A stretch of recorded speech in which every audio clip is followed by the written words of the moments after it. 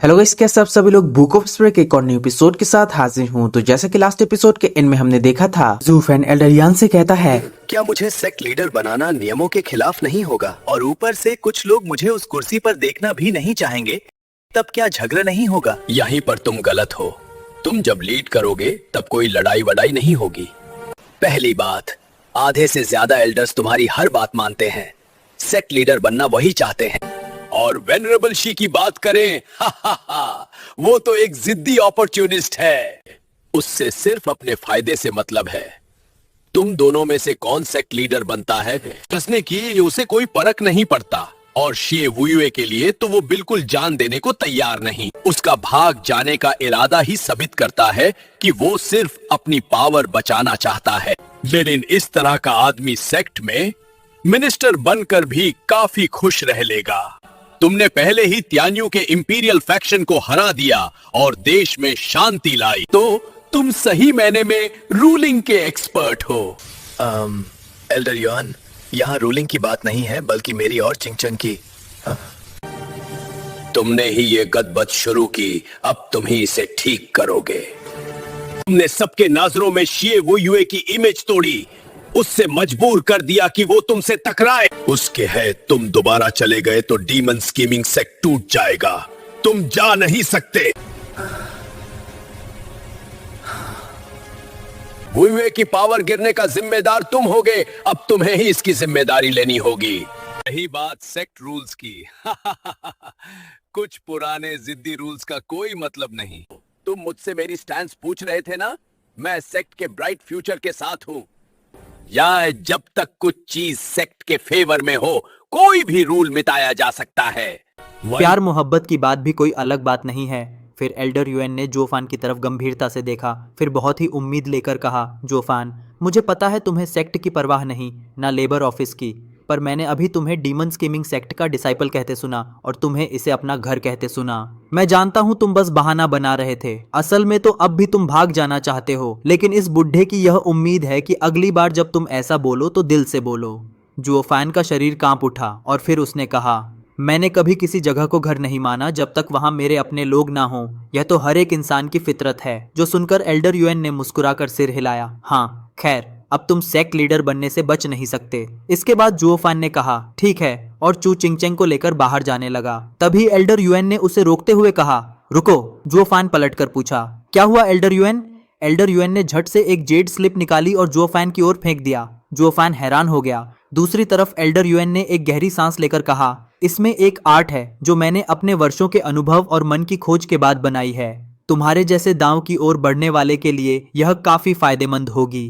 क्या यह true self art है? एल्डर युएन ने सिर हिलाकर कहा, हाँ, यह ट्रू सेल्फ आर्ट है। इंसान की शुरुआत प्राइमल केओस से शुरू हुआ था और जब वह सच्चा था तो कभी अपनी भावनाएं नहीं छुपाता था, लेकिन वक्त के साथ यह सच्चाई धुंधली पड़ गई। मगर हर कल्टीवेटर, चाहे वह डेमोनिक हो या राइचस, दांव की ओर बढ़ते हुए अपने असली रूप तक लौटता है। अब सवाल यह है कि यह नया सच एक चक्र है जिससे हम वापस शुरुआत तक पहुंचते हैं। क्या यह कोई एनलाइटनमेंट है? अगर यह चक्र है तो हम इतने साल क्यों साधना करते हैं सिर्फ अपने असली स्वरूप तक लौटने के लिए? मैंने इसका जवाब बहुत ढूंढा लेकिन नहीं मिला। तभी मैंने यह आर्ट खोजी। यह कोई जबरदस्त कल्टीवेशन मेथड नहीं है, लेकिन यह एक कल्टीवेटर को मानसिक शांति दे सकती है और हार्ट डीमन की बाधा से मुक्त कर सकती है। हार्ट डीमन की बाधा हटाना। जुओफेन अंदर से हिल गया और कांपते हाथों से जेड स्लिप को थाम लिया। फिर वह सोचने लगा, कल्टीवेटर सबसे ज्यादा हार्ट डीमन से डरते हैं। हल्का सा हो तो प्रोग्रेस रुक जाता है और अगर गंभीर हो तो सब कुछ खत्म। यह आर्ट सचमुच एक रत्न है जो इससे बचा सकती है।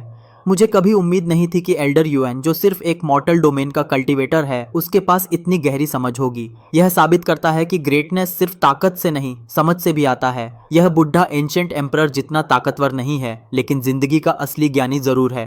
जुओफान अब एल्डर युएन को और भी ज्यादा सम्मान की नजर से देखने लगा, जिसके बाद एल्डर युएन मुस्कुराते हुए अपनी ओर इशारा किया।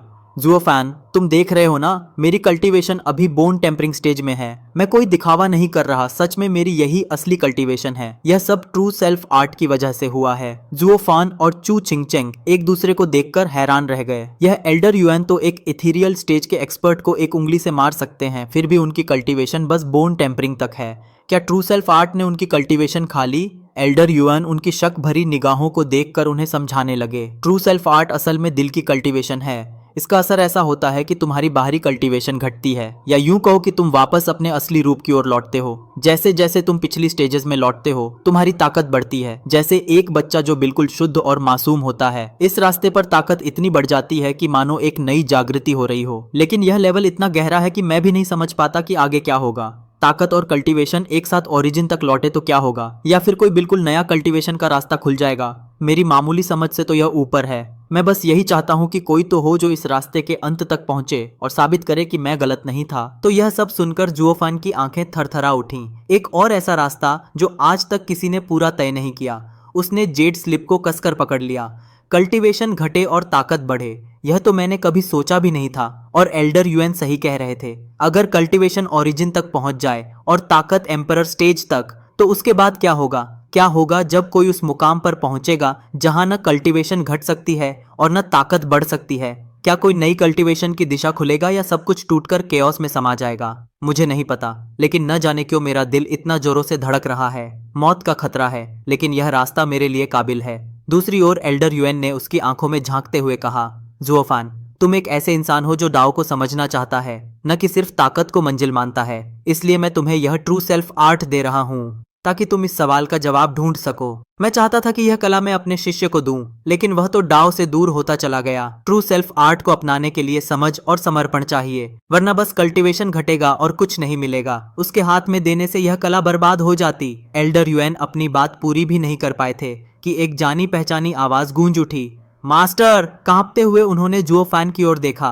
वह घुटनों के बल झुका था और जमीन पर 3 बार सिर टेक कर बोला, मास्टर, आपकी यह विरासत पाकर मैं कृतज्ञ हूँ। मैं आपकी उम्मीदों पर खरा उतरूंगा। एल्डर यूएन एकदम से हैरान हो गए और चू चिंग चेंग धीरे से हंस दी। ओह मास्टर, जुओफान कभी किसी पर उधार नहीं छोड़ता। अगर उसे किसी से कुछ मिलता है तो वह उसे चुकाता जरूर है। और अब जब उसने आपको मास्टर माना है, इसका मतलब है कि आपके दिए गए इस गिफ्ट की कीमत वह समझता है। उसे कोई और तरीका नहीं सूझा आपको शुक्रिया कहने का, इसलिए उसने झुककर आपको अपना मास्टर मान लिया। तभी जुओफान ऊपर की ओर उठता है। उसके माथे से खून बह रहा था। वो एल्डर यूएन से कहता है, मास्टर, आपने मुझसे पूछा था कि क्या मैं डीमन स्कीमिंग सेक्ट को अपना घर मानता हूँ। अब मैं पूरे यकीन से कह सकता हूँ, जब तक मास्टर इस सेक्ट में है तब तक यह सेक्ट ही मेरा घर है। यह मेरा वादा है। एल्डर यूएन ने जुओफान की तरफ देखते हुए हल्के से अपना सिर हिलाया। बहुत अच्छा, तुम्हें यह टेक्निक देना ऐसा है जैसे मैंने इसे अपने शिष्य को सौंप दिया हो। अब मुझे कोई पछतावा नहीं है। जुओफान, तुम दाव को तलाशते हो और उसकी तरफ आगे बढ़ते जाते हो, लेकिन भले ही तुम्हारी समझ मुझसे तेज हो, फिर भी इस कला को तुम्हें बारीकी से समझना होगा। मैं उस दिन का इंतजार करूंगा जब तुम इसे पूरी तरह समझ लोगे। जो सुनकर जुओफान मुस्कुराते हुए कहा, मास्टर, आप बहुत दयालु हैं, मगर मास्टर से इतना बड़ा गिफ्ट लेकर मुझे समझ नहीं आ रहा कि बदले में मैं क्या दूं। मुझे शर्म आती है। यह सुनकर एल्डर यूएन हंस पड़े। हाँ हाँ हाँ, तुमने तो बिल्कुल तुम्हारी लेडी जैसी बात कह दी। तुम किसी का एहसान लेना पसंद नहीं करते। तुम शायद भूल चुके हो, लेकिन तुमने तो मुझे गिफ्ट पहले ही दे दिया, 10th ग्रेड हेवन रीचिंग पिल। यह सुनकर जुओफान कहता है, वो मामूली सी 10th ग्रेड की पिल कहाँ इस कला के बराबर हो सकती है। दूसरी ओर एल्डर यूएन कहता है, मेरे लिए वह काफी है। इस दुनिया में टैलेंट बहुत है, लेकिन उन्हें पहचानने वाले बहुत कम लोग हैं। जैसे तुमने इस कला की अहमियत जानी, वैसे ही ज्यादातर लोग इसे बेकार समझते हैं। लेकिन मुझे खुशी है कि तुम इसे संभाल सकते हो। एल्डर यूएन ने हंसते हुए हाथ हिलाया। अब तुम बाहर जाकर इंतजार करो। जुओफान ने एल्डर यूएन को गहरी नजर से देखा और फिर चू चिंग चेंग को साथ लेकर बाहर निकल गया। जैसे ही वह दोनों बाहर गए, एल्डर यूएन की आंखों में आंसू आ गए और फिर उसने हल्के से मुस्कुराते हुए कहा, आखिरकार मैंने अपनी विरासत सौंप दी। ठीक मेन हॉल में जैसे ही जुओफान और चू चिंग चेंग बाहर निकले, चे वुयुए अपनी जलती हुई नजर से उन्हें घूरने लगा और मन में सोचने लगा, यह जिंदा बाहर कैसे आ गए? हाई वेनरेबल ने मौका रहते इन्हें मारा क्यों नहीं? वह गुस्से में फूट पड़ा। तभी एल्डर यूएन की आवाज गूंजी। उन्होंने सीए वुयुए को अंदर बुलाया। यह सुनते ही सीए वुयुए उठ खड़ा हुआ। वह दोनों के पास से गुस्से में गुजरते हुए उन्हें घूरता रहा और फिर भारी कदमों से अंदर गया। अंदर एल्डर यूएन अब भी अपनी प्रार्थना चटाई पर बैठे थे। उन्होंने इशारा किया, बैठो। यह सुनकर सीए वुयुए फट पड़ा। हाई वेनरेबल, आपने उन्हें मारा क्यों नहीं? अगर यहाँ पर जुओफान मर जाता तो बाकी सब बिना सिर के शरीर जैसे हो जाते, फिर हम इनर सेक्टर के साथ मिलकर उन्हें कुचल देते। सीए वुयुए की आंखें गुस्से में लाल हो गईं। वो बुजुर्ग लोग उस नीच जुओफान का साथ दे रहे हैं, वह भी मेरे खिलाफ। उन्हें तो मौत मिलनी चाहिए। दूसरी ओर एल्डर यूएन ने उसे ठंडी नजरों से देखा और गहरी सांस लेते हुए बोले, वुयुए, तुम्हें पद छोड़ना होगा। एल्डर यूएन की आवाज भारी हो गई। यह सुनकर सीए वुयुए कांप गया। क्या कहा आपने? लेकिन क्यों? शेवुयुए गुस्से से फूट पड़ा। इसी के साथ ये वाला वीडियो पर एंड करूंगा। Good bye.